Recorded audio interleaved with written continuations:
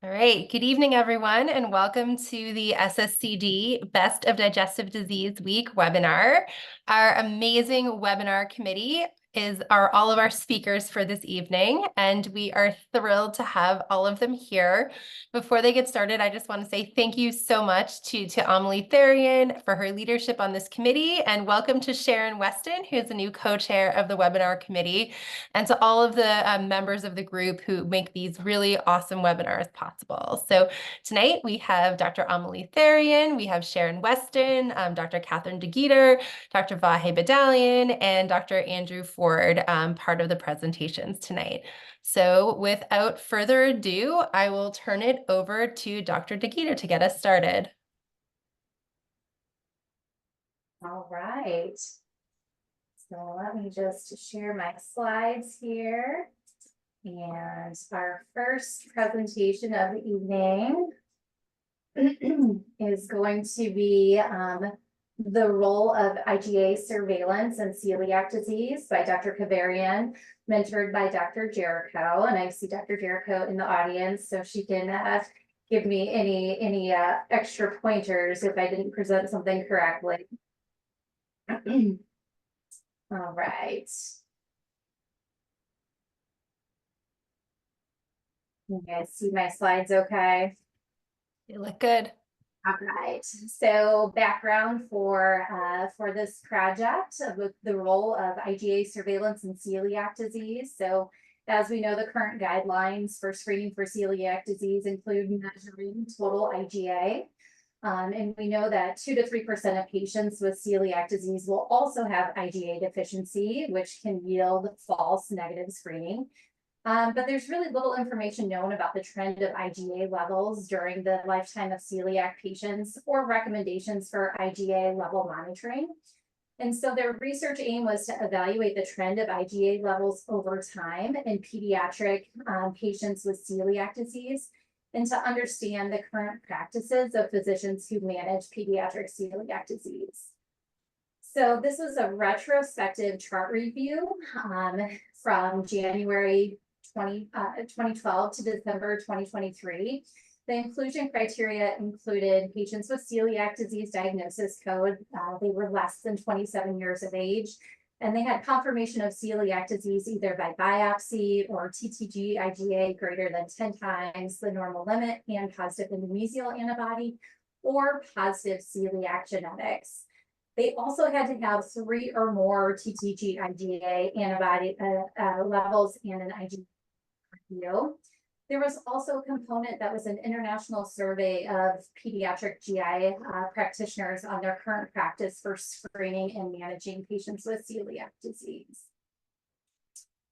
So of the record screen, they screened about almost 1,700 records, and 398 patients were included. Of those, 61% were female. The average age of diagnosis was 9 years of age.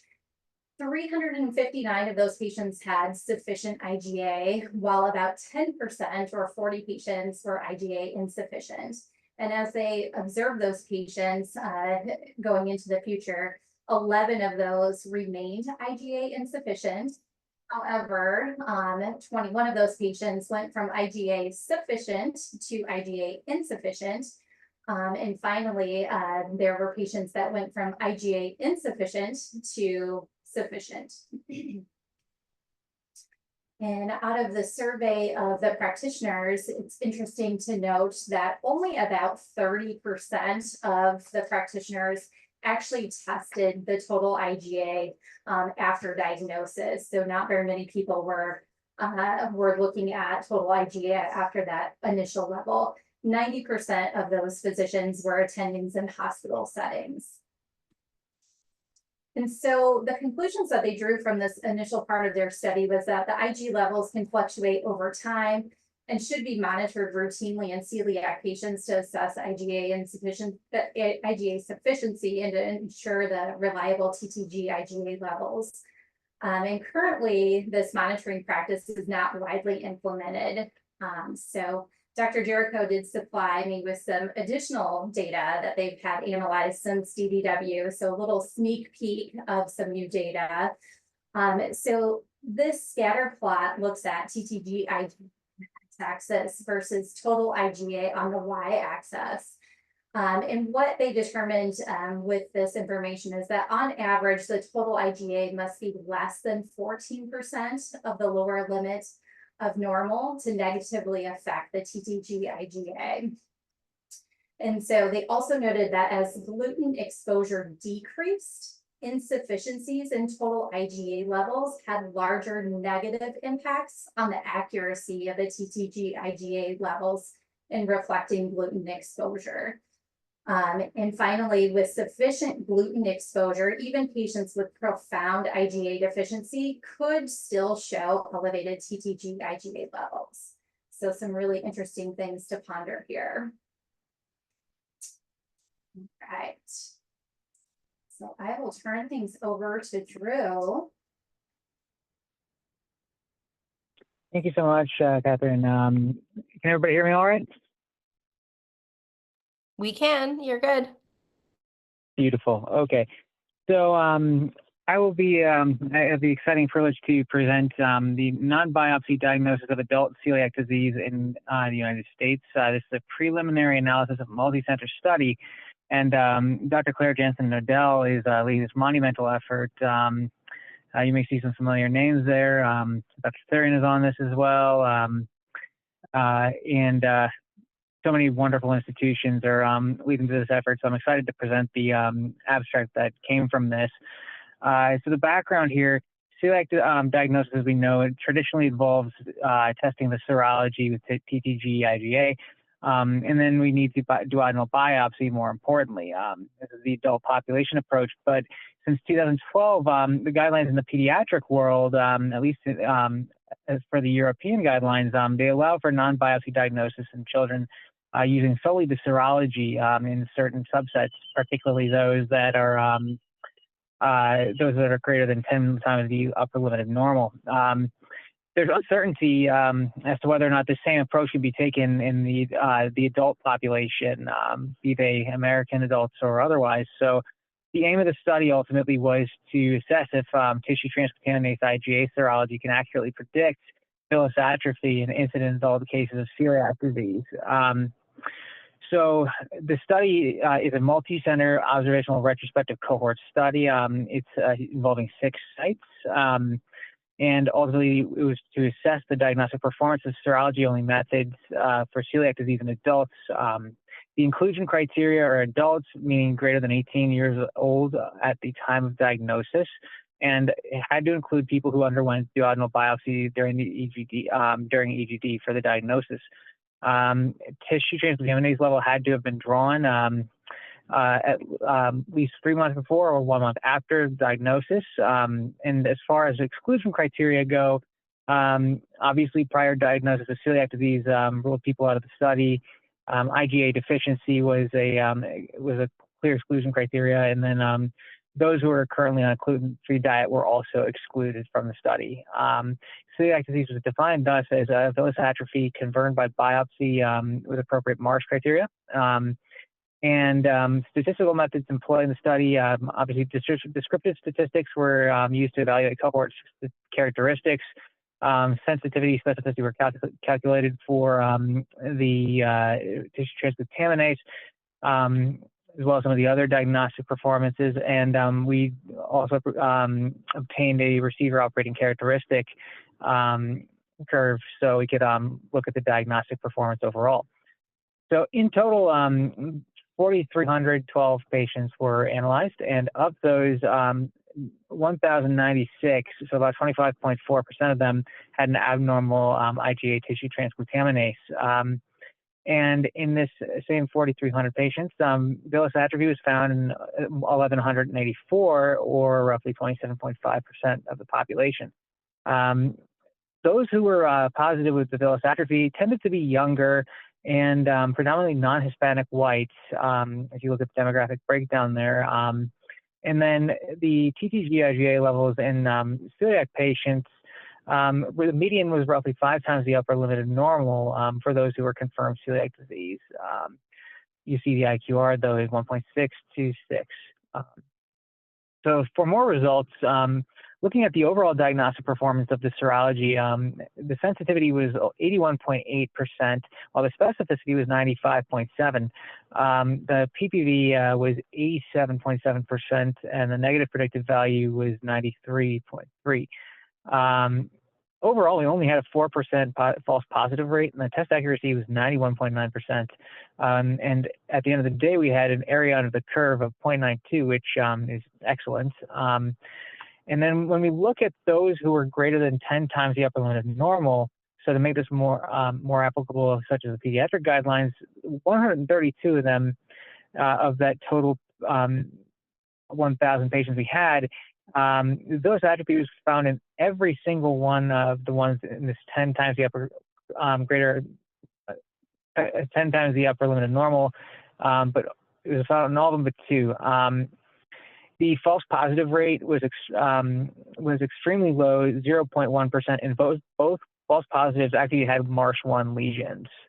So there's some degree of duodenal change there. And that's just here's a nice illustration of the area under the curve. You see that just excellent trace there. And then it brings us to the conclusion. So these preliminary data do show us that the non-invasive diagnostic approach could be on the horizon here, and there could be promise given the extremely low false positive rate.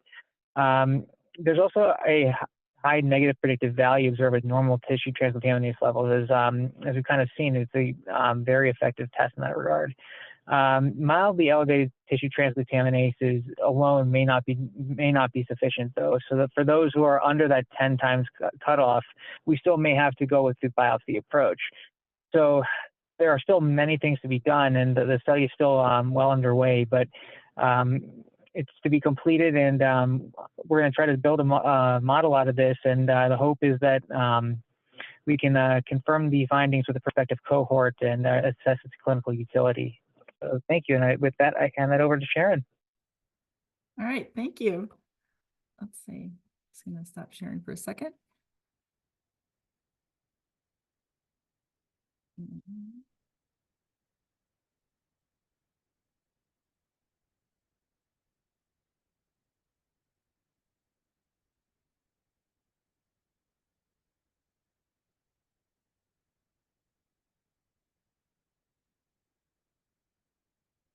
Okay, so I'm going to be presenting 4 different abstracts. The first abstract that I'd like to present was done by Adonki et al., and they investigated the link between obesity and celiac disease and evaluated a potential role of the gut microbiome.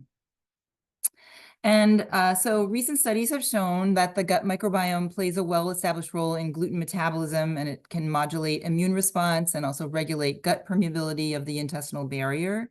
And obesity also has been shown to have a relationship with the gut microbiome. And so this team's aim was to evaluate the presence of obesity in patients diagnosed with celiac disease, and they also explored some intriguing connections with obesity. So baseline data for the retrospective cohort study was taken from the NIH All of Us researcher program, and this used a database of over 1 million people.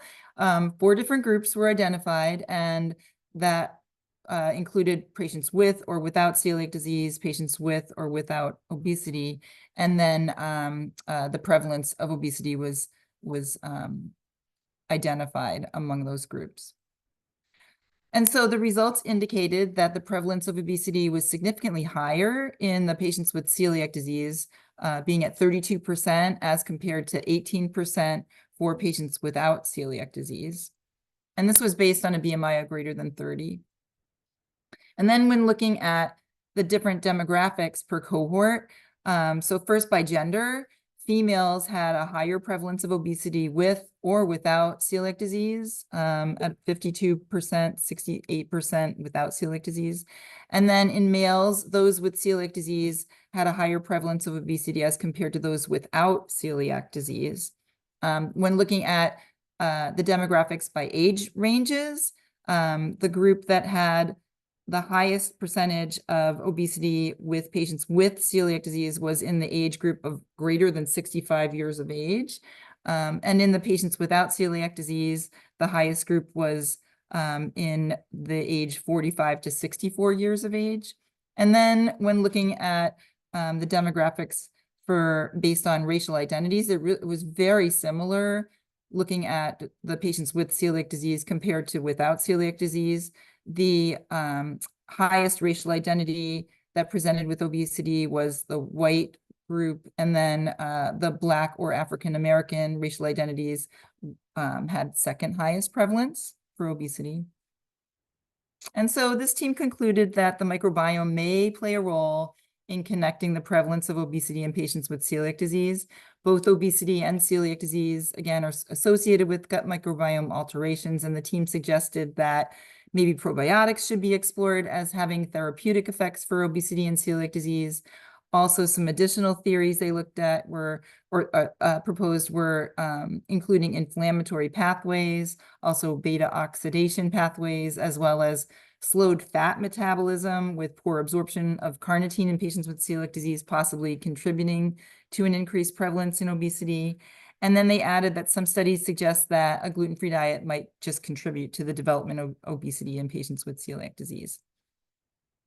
And so future studies they suggested were to look at longitudinal studies that focus on dynamic changes of gut microbiome to identify disease progression, mechanistic studies to identify specific microbial species that could influence gut hormones and metabolic pathways, also precision probiotics that could be tailor-made to gut microbiome profiles for successful treatment options. And then they also suggested early detection strategies for celiac disease in patients that present with obesity, as celiac disease is underdiagnosed in adults. All right.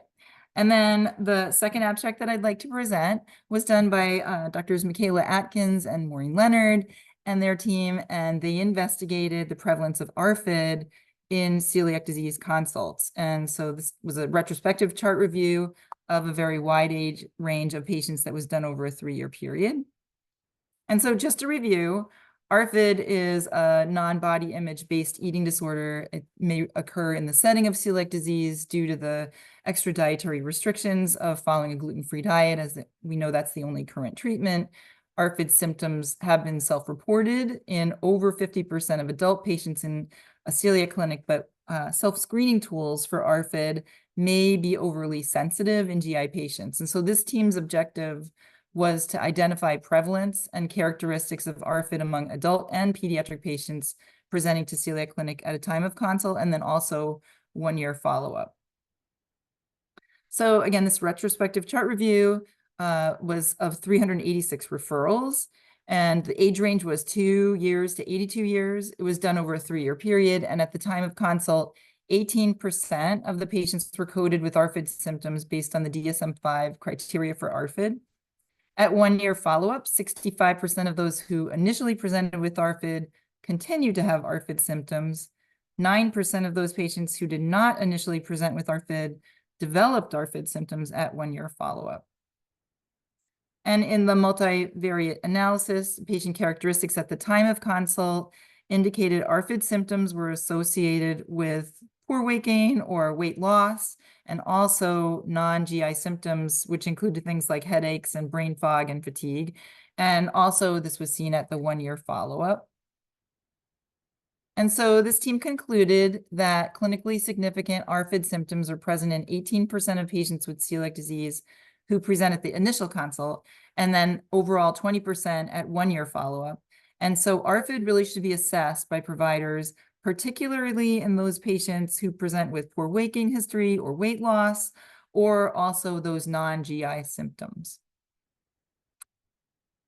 Okay, and the third abstract I'd like to present was done by Satya Kurata and his team at Indiana University.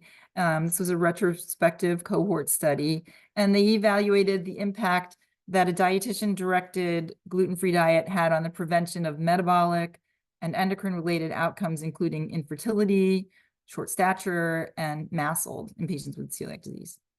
And so this study followed adult patients over a 5-year period and collected demographic data, dietitian referrals, and symptom burden, which was assessed by utilizing the Celiac Disease Symptom Index. And so 358 subjects with celiac disease were included in the study. 69% of them were female, and the mean age at diagnosis was 37 years, with a mean duration of follow-up of 6.3 years. 28% of the patients were on a dietitian-directed gluten-free diet, and 72% were on a non-directed gluten-free diet. Significantly more subjects in the dietitian-directed group reported strict adherence to a gluten-free diet. 83% of the patients on a non-dietitian-directed gluten-free diet reported a self-directed gluten-free diet without any help from any outside resources. And short stature, infertility, and MASLD symptoms were evaluated prior to and then after the gluten-free diet was started. Statistically significant results were found for a higher prevalence of infertility prior to the gluten-free diet in subjects who were using internet or book resources compared to the subjects on a dietitian-directed gluten-free diet. And then after the gluten-free diet, infertility and short stature were significantly higher in that group that used, again, internet or book education as compared to dietitian education. MASLD prevalence was significantly worse following the gluten-free diet in both the dietitian-directed group and the non-dietitian-directed group following the gluten-free diet, but it was more pronounced in the internet or book-based gluten-free diet subjects. And so subjects on the dietitian-directed gluten-free diet showed improvement in fertility compared to subjects that learned about a gluten-free diet online or from books. MASLD and short stature were lower in the dietitian-directed group, which could be attributed to the impact that the dietitians have on recommending healthier gluten-free diet options that also take into account metabolic health and bone health. And further research is likely needed to promote balanced eating in patients with celiac disease on a gluten-free diet just to prevent worsening of metabolic dysfunction. All right, and the last study that I'd like to go over was done by Inez Pinto-Sanchez and her team at McMaster University and evaluated how food insecurity negatively impacts gluten-free diet adherence and is associated with persistent symptoms in adult patients with celiac disease. And so just background information, this described food insecurity as the inability to sustain an adequate quality and quantity of food, or the uncertainty of being able to do so. And using the household food security survey model, this team hypothesized that food insecurity is common in celiac disease and may threaten gluten-free diet adherence. And so the objectives were to evaluate the rates of food insecurity in patients with celiac disease in their clinic, and then they examined how food insecurity impacts gluten-free diet adherence and quality of life, celiac symptoms, GI symptoms, anxiety, and depression. And so patients were seen in clinic and they were approached, and then consent was obtained to join the celiac registry. And then they had to complete questionnaires in clinic on either an iPad, or they took home a card with a QR code on it to answer all these questionnaires. And it included the CDAT, it included the Short Healthy Eating Index survey, the Celiac Disease Quality of Life questionnaire, the Celiac Symptom Index, GI Symptom Rating Scale, hospital anxiety and depression, and then the household food security survey module. By far, the highest completion of the surveys came from the group that used the iPad right in clinic. It was 255 patients out of 294 versus those that took the QR code home. Only 32 out of 242 patients completed it. And overall, 16% of respondents were food insecure, of which 3% reported severe food insecurity. Patients reporting food insecurity were significantly younger in age as compared to those who were food secure. So it was 33.9 years versus 41.9. And there were no significant differences when they looked at gender. And food insecure patients had increased rates of gluten-free diet non-adherence, decreased quality of life, increased celiac and GI symptoms, and anxiety and depression. And the diet quality was similarly poor and not significantly different between groups. And so they concluded that food insecurity is common in patients with celiac disease, and it's associated with significantly worse adherence to treatment and symptom control and quality of life. And there is an important need for programs and societal measures to abolish food insecurity and ensure adequate access to treatment for patients with celiac disease. All right. And I'm going to pass it on. Yes, we're doing very good with time. So if you have any thoughts regarding the abstracts we are presenting, please write them on the chat, and we will organize the discussion after around your thoughts. So the first abstract I wanted to present is from Julio Bai's group, small intestinal bacterial overgrowth and rifaximin response in non-responsive celiac disease. So we know that SIBO has been among the potential cause of NRCD in the algorithm, but there is no real standardized approach as to when should we test for SIBO in an RCD patient and whether should we empirically treat these patients. So the research question of that group was, what is the prevalence of SIBO in an NRCD population, and will the presence of SIBO correlate with response to rifaximin? So it was a prospective cohort with some intervention. So they did a glucose hydrogen breath test, and the positive value for SIBO was defined as having over 20 parts per million of hydrogen within 19 minutes. The patient had to take rifaximin 550 milligrams 3 times a day for 2 weeks. And they had to do baseline questionnaire before and 1 month post-treatment. The questionnaires were the GSRS, the CSI, the Hospital Anxiety Depression Score, and the PHQ-15 score.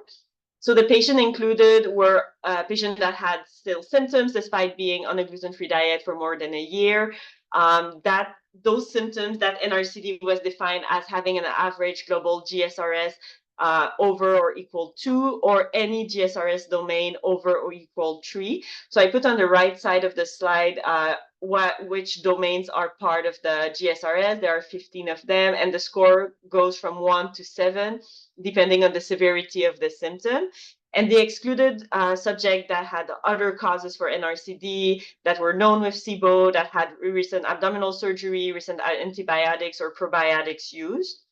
So they looked into 138 patients and included 94. Overall, 90 patients completed the study. These patients were mostly female. That they had a hospital anxiety depression score that was mild. The hospital anxiety depression part of the depression score was considered as normal for most patients, but their PHQ-15 somatization score was moderate to high. Some of these patients had positive celiac serologies, and overall assessing their dietary adherence, 15.7% of patients had some gluten exposures that were found, and overall 6 patients were positive for SIBO. So the 90 patients who completed treatment were for rifaximin. They define improvement as having a 30% reduction in the global GSRS or any domain. And overall, 70% of the people improved under rifaximin. Half of them had an improvement defined as having an improvement in the global GSRS score, and the other half had specific domain that significantly improved. And what was interesting is that independently on the improvement or not on the rifaximin, the incidence of SIBO defined with the glucose hydrogen breath test was the same. They also noted some improvement in the CSI, the Hospital Anxiety Depression Anxiety subscore, and the PHQ-15 scores. So it was overall a well-defined cohort with strict inclusion-exclusion criteria, although they still found some patients that had gluten exposures that could have contributed to their symptoms.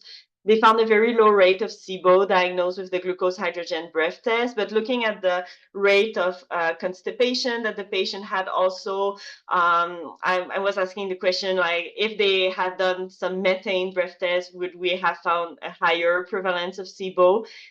We know that rifaximin has some efficacy in IBS, and in fact, Michael Camilleri was presenting Grand Rouse today at my center, and he was saying that in IBS patients without constipation, rifaximin may also improve the colonic transit. So either way, if you're having like pain, bloating, or even constipation, rifaximin could help in general your symptoms.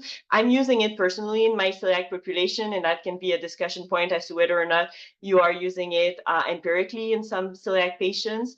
But the questions still remain to be answered as to what are the predictors of response to rifaximin and what will be the duration of response. Do we have to retreat those patients like more than once a year or every year? And the improvement in the other scores was also interesting. Is it related to the improvement of the GI symptoms or because of alteration in the gut microbiota and some connection, brain-gut connection? The second abstract I wanted to present was the proximal release intestinal delivery of budesonide induced significant histologic and symptomatic recovery in patients with non-responsive and refractory celiac disease by Jason Tydin's group. So we have seen over the years some data about open capsule budesonide in NRCD and RCD, the major paper being the one from Mayo Clinic in 2017 in RCD patients. And the Australian group asked what are the effects of budesonide on mucosal healing, symptoms, and tolerability in NRCD and RCD. And in fact, these data have been recently published in Digestive Disease and Science. So you can see the whole paper there. So it was a retrospective cohort from Australia who received either open or closed capsule budesonide and had an upper endoscopy following the treatment. Those patients were treated between 2011 and 2023. And I put on the right side of the slide a little summary of like what is open capsule versus closed capsule budesonide.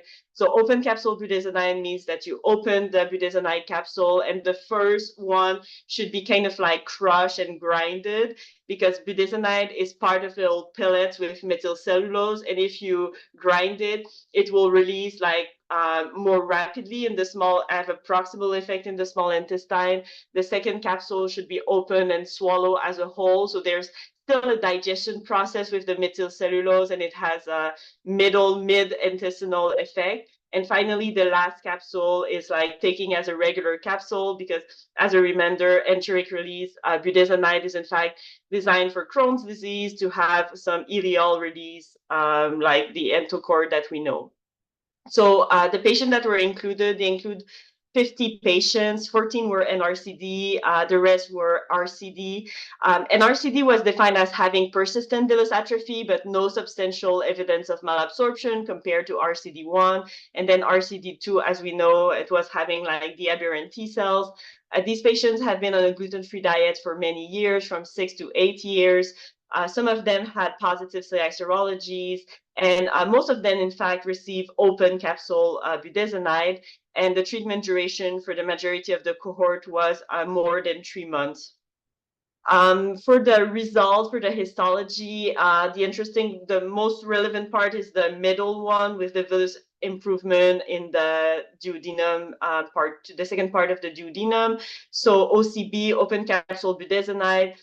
Most patients had in the NRCD and the RCD1 groups had some complete or partial improvement of their histology. Complete meaning going back to March 0 or March 1. Partial being going down one score, let's say March 3B to March 3A. That improvement was not as significant with the closed capsule budesonide. For instance, in the RCD group, the majority of the people with closed capsule budesonide did not have an improvement of their histology. And in general, both open capsule and closed capsule budesonide didn't have quite a strong effect in the RCD2 group. And in terms of like symptoms improvement, we can see for the RCD1 that most people with open capsule budesonide had a symptomatic response on the medication, but not with the closed capsule budesonide. Side effects were seen in equal frequency in both groups, and those side effects are mostly like steroid related, like agitation, cramping, hyperglycemia, Cushing, insomnia, candidiasis.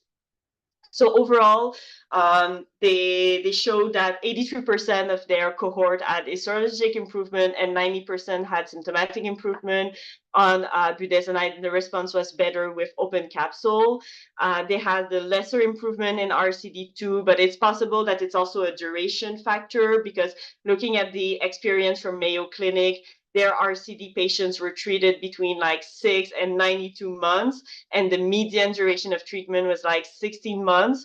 So maybe we are not patient enough and not treating the patient long enough to have the histologic improvement. And that brings me to my other point. What should be the duration of treatment? Of course, the histology is the end target. But if we do not reach like mucosal recovery after like 3 or 4 months of budesonide, perhaps we should just continue and rebiopsy like 3 months later. And the side effects that were steroid-like, we know that budesonide has a first passage with the liver, and technically it should be like eliminated by the liver and not have those systemic like symptoms. But it is also excreted with the same CYP, like the CYP3A4. And if those patients or your patient are on some medication that also use this CYP, then yes, there could be more systemic effects. And then the last abstract I wanted to present is from also McMaster's group, Inés Pinto Sanchez. Self-completed questionnaires identify symptoms in a proportion of patients with celiac disease considered asymptomatic during clinical visits. So we know that symptoms reported by patients during clinic visits may be used for enrollment for clinical trials, but it may not be an accurate reflection of the true extent of the illness, of the affection. So they ask themselves, are GI symptoms reported by patients to physicians during a clinic visit different from those self-reported in questionnaire? So Sharon already mentioned the registry from McMaster. So she mentioned to you all the scores that they are doing at the time of the clinic. So what they did is they looked back at the score of the GSRS and the notes from the provider in 174 patients between 2021 and 2023. Overall, 107 patients were reporting symptoms during the clinic visit, but of the remaining 67 who did not at first report symptoms, looking at the GSRS score, 29 had symptoms. And those to be symptomatic was defined as having a GSRS over 30 or a subdomain over 2. And looking more carefully at the results, so like I just mentioned, the GSRS, there are more patients that were identified as being symptomatic based on the GSRS compared to the clinical visit. But looking specifically at the symptoms, like there were many individual symptoms that were kind of like more reported if we looked at the score compared to the clinic note, notably bloating and abdominal pain. And so they conclude that symptoms may not always be well captured during the clinical encounter. Is it because some of them may not be asked or mentioned by the patient because they feel it's unrelated to the celiac disease? And I was thinking also of the wording of the question by the provider. So for instance, when we read the GSRS, bloating is explained as swelling often associated with a sensation of gas and air in the stomach. So maybe if we just ask our patients, like, do you feel bloated? Maybe they don't know what that means. And then they say no because they don't want to tell us that they don't know what bloating means. That could have an implication for case identification for screening for clinical trials, but also implication in general for quality of life of patients with lots of like anxiety, depression score associated with celiac disease and symptoms. To better identify their symptoms can also have an impact on their quality of life. So that was my my 3 abstracts. I'm gonna pass it on to Vahe. Thank you very much, Amelie. I'm going to share my screen and just wanted to point out that DDW always has so many amazing research projects presented that the fact that we're talking about some of those projects but not others does not really speak to the strength of the work. It's just that we simply didn't have enough time to present all the wonderful work that was presented at the DDW. So this is just a handful of studies that piqued our interest. So the first one I wanted to talk about was an oral presentation about the new compound EMU-856, which was tested in patients with celiac disease. So EMU-856 is an oral compound, and it's a small molecule that acts on the sirtuin 6 or SIRT6, which is intranuclear protein that's a transcriptional regulator. And what it does is it has multiple functions in the cell, but specifically when it comes to the intestinal regeneration, it seems to be increasing the cell's ability to improve its barrier function as well as regenerate the epithelium. And most importantly, this medication is different from drugs that are tested in celiac disease, such as immunosuppression drugs, in that this small molecule is not an immunosuppressive medication. So it may have a good potential in the future.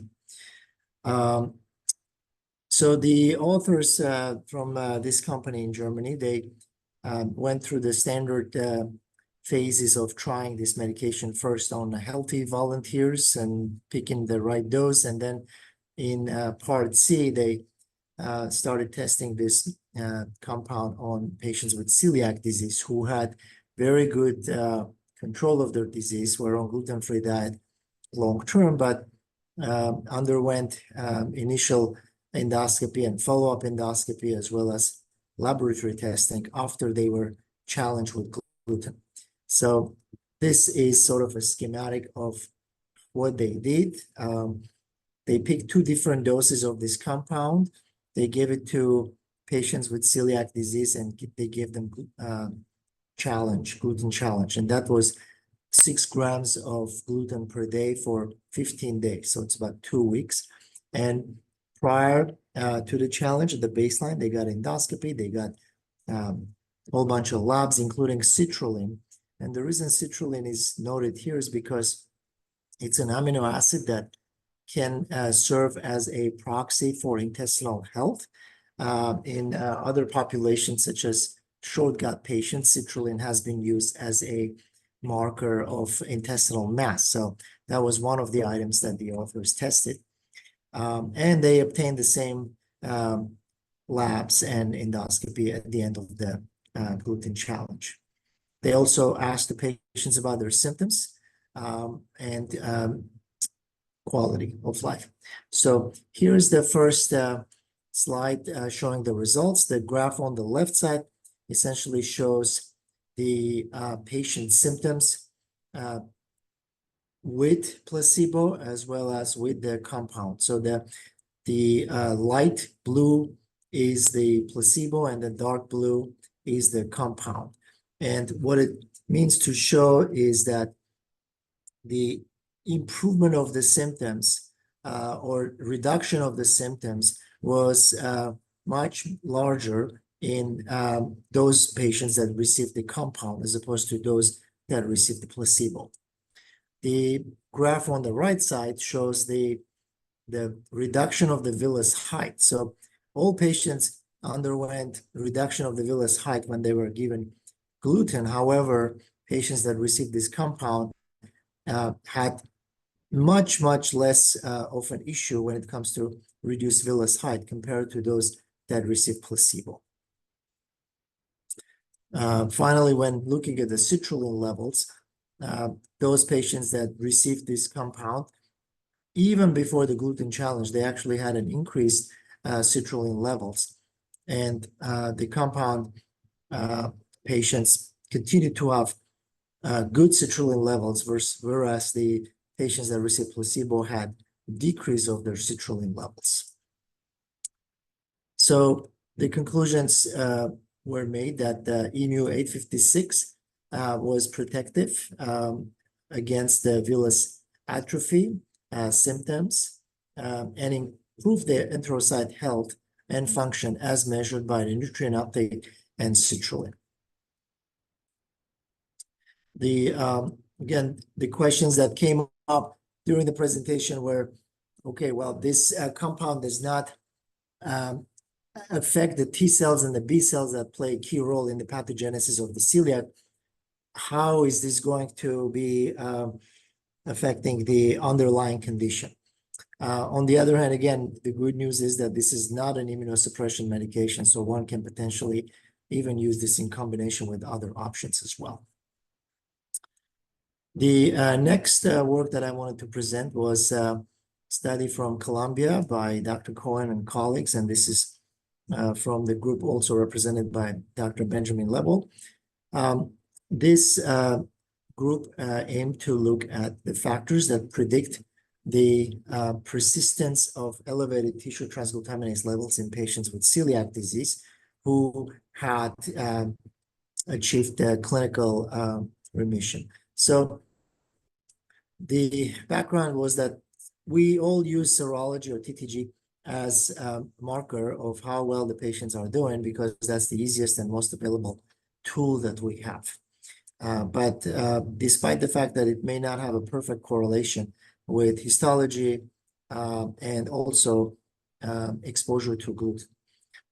The colleagues from Columbia looked at their cohort of patients that they saw in their clinics between 2020 and 2022, and they identified over 500 patients. Majority of them were female and white, and half of those patients were experienced patients with celiac disease. They were living with celiac disease for 10 years or more.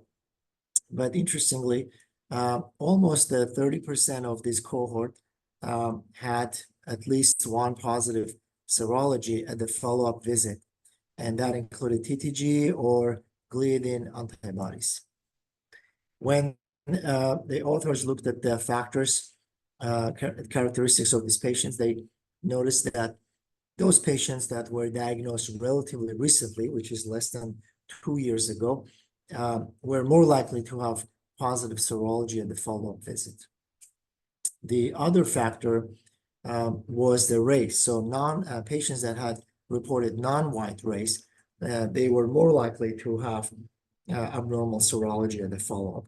And the connection between the race as well as the recent diagnosis of celiac disease remained statistically significant when the authors did a multivariate analysis. So I was curious about which antibodies tended to be more positive. Was it TTG that was positive often, or was it the gliadin antibody that was positive? The other thought that came to me was how abnormal were those results? Were they just tiny bit elevated, or they were significantly elevated? And also, if the patient had positive serology at this follow-up, is it that they always had positive serology that never really went to the normal range, or they had normalization of serology, but then ended up having a relapse as well? Another poster that I want to talk about, and this might be our last one because we want to leave some time for questions. This is done by colleagues from India, from the group of represented by Dr. Agarwal and Dr. Govind Makaria. The authors from India wanted to study the opinion of the experts of celiac disease worldwide as to the state of awareness, availability of dietitians, policies as it comes to celiac disease and gluten-free diet. So this was an online survey of celiac experts from many countries. That the map you can see is from another paper by Dr. Makaria showing the global prevalence of celiac disease. And what they did is they were able to get responses from experts both from developed and developing countries. Overall, they created 55 questionnaire that covered multiple domains, including awareness of celiac disease, availability of gluten-free food, its cost, country laws or regulations when it comes to gluten-free food labeling, and resources available, including those of dietitians. Overall, out of 350 experts contacted, a good chunk, 37% responded, representing 61 countries. And the authors then compiled their responses into multiple graphs, and this is one of the examples. So this particular graph shows the expert opinion about the level of celiac disease awareness in their respective countries. And they grouped it by awareness among the gastroenterologists, awareness among pediatricians, generally awareness among physicians versus general public. And essentially, the bigger is the green color, the higher is the awareness, and the bigger is the brown color, the lower is the awareness. And you can see that they presented each section, they present in two parts: awareness among specialists in high-income countries, which is on the top, and awareness among specialists in the lower-income countries. And somewhat not surprisingly, there's generally more awareness of the conditions among multiple specialists in high-income countries versus low-income countries. The differences tend to be relatively small when it comes to gastroenterologists, and they widen when it comes to pediatricians and general physicians. And on the other hand, awareness in the general public tends to be on the low side, both in high-income and low-income countries. One, again, needs to point out that this is not a verified study of the public or the specialist, but this is an expert opinion among those that were contacted and responded. Another domain was the food, gluten-free food availability. And again, somewhat not surprisingly, experts thought that in high-income countries, you have more availability of gluten-free food compared to low-income countries. When asked about the availability of the dietitians, we can see that this issue is a challenging issue both in high-income and low-income countries. Very small fraction of the experts said that they were happy with availability of dietitians in high-income countries, and that number was even smaller in the low-income countries. Difficulty of accessing a gluten-free dietitian. Suppose if you lived in an area where you had a gluten-free dietitian available, then you could perhaps see them. But again, a large proportion had difficulties with that. Finally, when it comes to the government policy on gluten-free foods, when it comes to reimbursing the patients with celiac disease or providing subsidies, or even free distribution of basic gluten-free products, there were these high-income countries and low-income countries were different in that the expert perceptions were favoring high-income countries when it comes to availability and government support, and that's not surprising. When it comes to the legislation, similar kind of patterns were seen with that regard as well.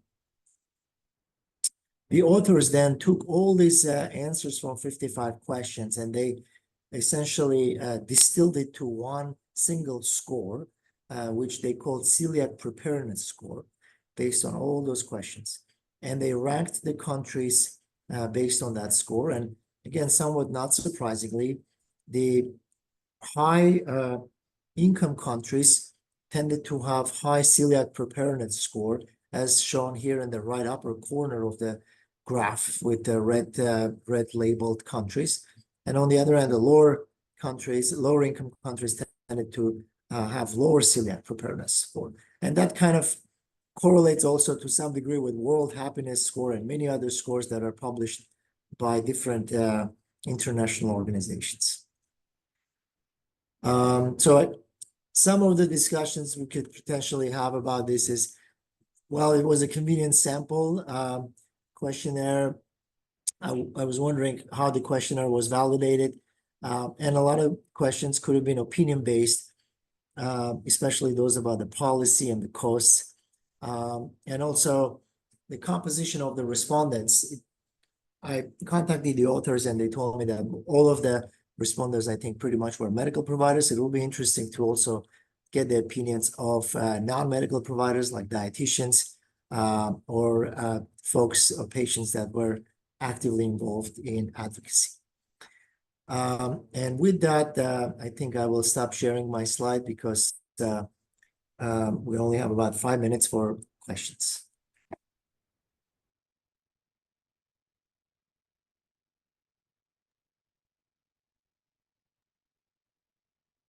Feel free to come on and turn your camera or speak or put questions in the chat or the Q&A. This is a small group and we're all colleagues, so feel free to go ahead and just ask your questions.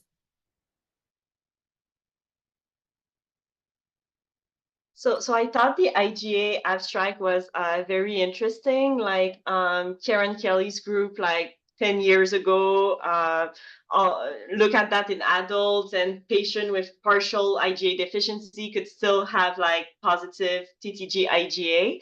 But I'm not sure they looked at the variation over time with the IgA levels, and then that this data with children, how it fluctuates and kind of like can become more positive with gluten exposure. It's really interesting, and it makes us like maybe think about rechecking that in adults also, or maybe it's just something in the immune system with children at first. So I have a couple of questions. Obviously, you guys did an excellent job. I mean, it's a lot of hard work. It was easy for us to listen, and I'm sure you put in many hours doing this. So thank you so much. A question for maybe Dr. Jericho and others who may have investigated this. What do you see in the general population that does not have celiac disease and the IgA levels? What do the immunologists have to say? Is there some trend that you see anyway? And it's not just specifically for celiac disease that the IgA levels go up or down. So that's one question. And then maybe the other question is for the non-biopsy. I know that in children, as we have the non-biopsy, there are other associated conditions that you find, whether there's EOE or H. pylori or whatever. Was that something that was seen in the adults as well, with the biopsies, that when you try to correlate, were there any other diagnoses that were also picked up that would have been not picked up if the biopsies were not done?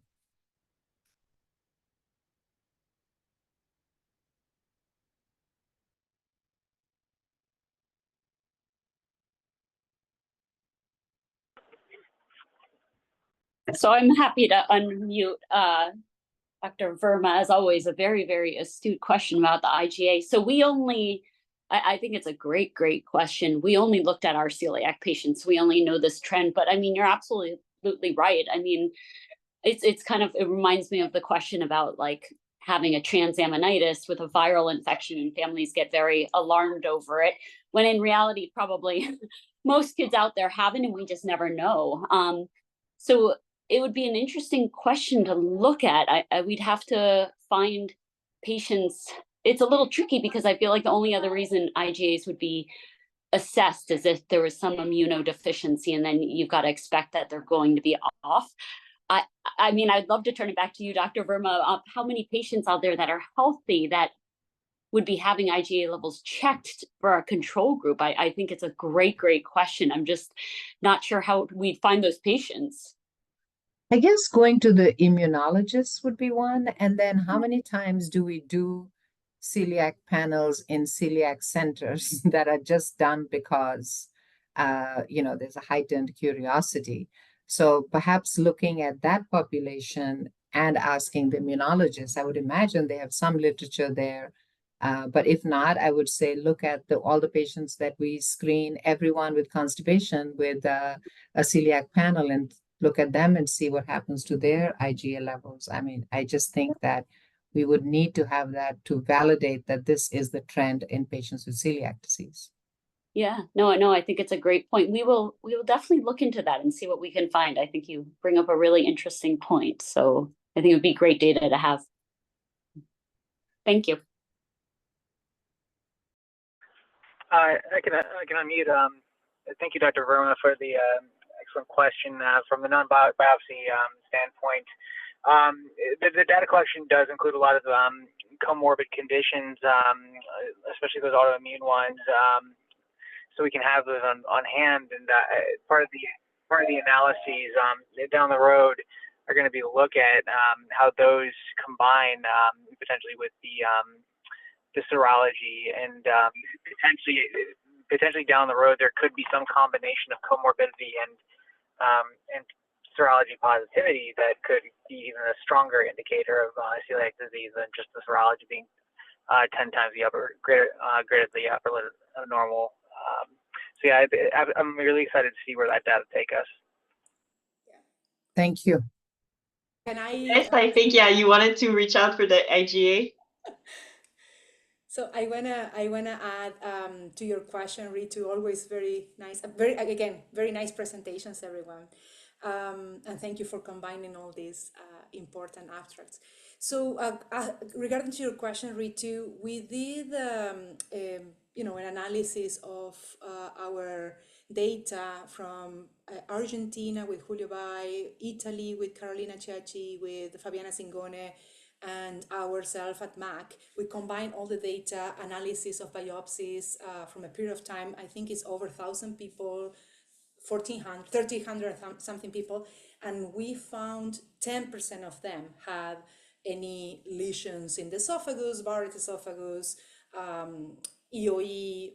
They were not as prevalent. So 10% of people will have some other extra diagnosis in addition to celiac disease. And no one has, from that big cohort of 1,300 patients, cancer. However, cancer is so infrequent that maybe we need 100,000 people to detect a meaningful finding in cancer. But again, it's not as prevalent. The problem, one of the questions I always, have with a non-biopsy approach is overdiagnosis. So if we do TTG positive and then we put on gluten-free diet indefinitely, someone that doesn't have any lesion or any abnormality and maybe no symptoms, right? So, and they're diagnosed after family screening. So what we are treating? So that's the thing. It's for me, and I see many times and more frequently people that have high TTGs and no duodenal atrophy when we do endoscopy. So then I feel like a little bit reluctant, even with high TTG, to not do biopsies, because we're putting them on gluten-free diet with all that means indefinitely, right? And then if we do endoscopy and then it's normal, we will never know if that was normal from the beginning or it's normal because of gluten-free. So that's my reluctancy. So I was wondering what others' opinions are related to that. I have the same reluctancy, even though they are the ESPGHAN criteria and all that. I mean, I think I have similar concerns about just starting somebody on a gluten-free diet. And then, of course, you can go down and talk about compliance and all that kind of stuff. But I think just putting somebody on a gluten-free diet with a TTG just makes me a little concerned. And I understand people talking about endoscopies and sedation, but look at our colleagues in EOE that get 10 biopsies in a year. And it's so I think it's a slippery slope, but definitely something that we all need to look at. So the same way, being reluctant to avoid a biopsy for those same reasons, and also that we have differences in assays also, and that can we cannot always have apples to apples comparisons. True. It's something myself, what I do is I discuss with the patient. I say, the TTG high, very likely your celiac, however, is not 100%. And there is a 5 chance of error or something like that. So many people want to do endoscopy and confirm before starting the diet. So we proceed. And very few cases when patients say, no, I want to do gluten-free, and then, or already started gluten-free diet and they want to continue, that's a different story. But I always discuss that with my patients, the possibility of that this is not celiac, even though if it's less likely, much less likely. I was also impressed by the obesity data, the million people, and this is something that I'm really concerned. I'm actively looking into. We have the same problems, and we have a nutrition assessment clinic developed because of that. And we started that 2 years ago. And I was wondering if everyone's if someone can comment, they are seeing different, like not as frequent obesity as is seen in North America or somewhere else. If anyone has a different view that obesity is not as frequent in their community as it has shown, or everyone agrees that that's the case.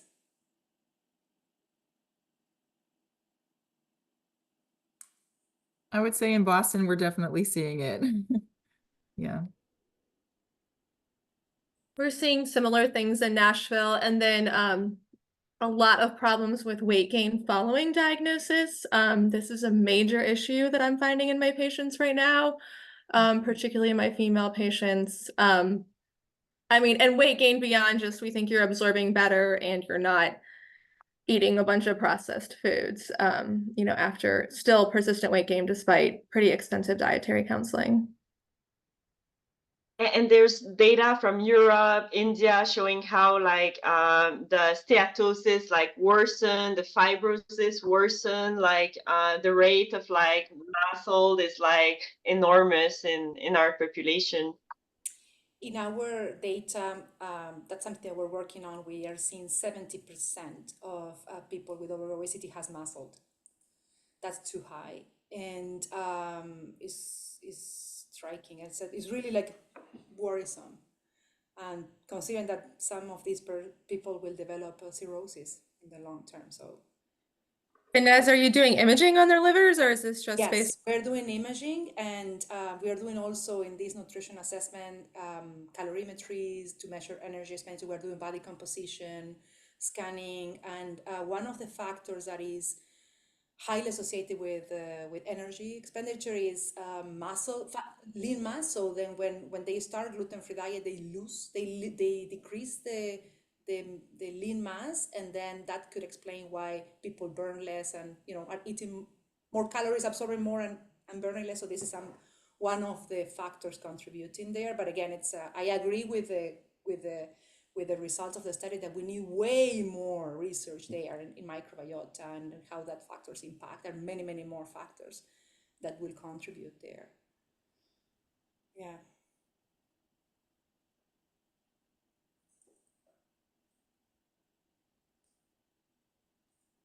We are losing more and more people, so I think maybe we could end now. I'm gonna put in the slides for the closing. Excuse me. Oh, so sorry. I'm having a little technical difficulty, but we just wanted to announce that there is, yes, I have it now. So yeah, so there's going to be some travel grants coming soon for ICDS, ACG, and NASPGHAN. So stay tuned for the email announcement and on the website. We will resume some webinar at the end of the summer. And like you know, most webinars are recorded and posted on the SSCD website for the members. And I'd like to thank my co-chairs committee for this amazing webinar, and also all the authors that share their data, their information with us to help us like build up our presentations. Thank you so much.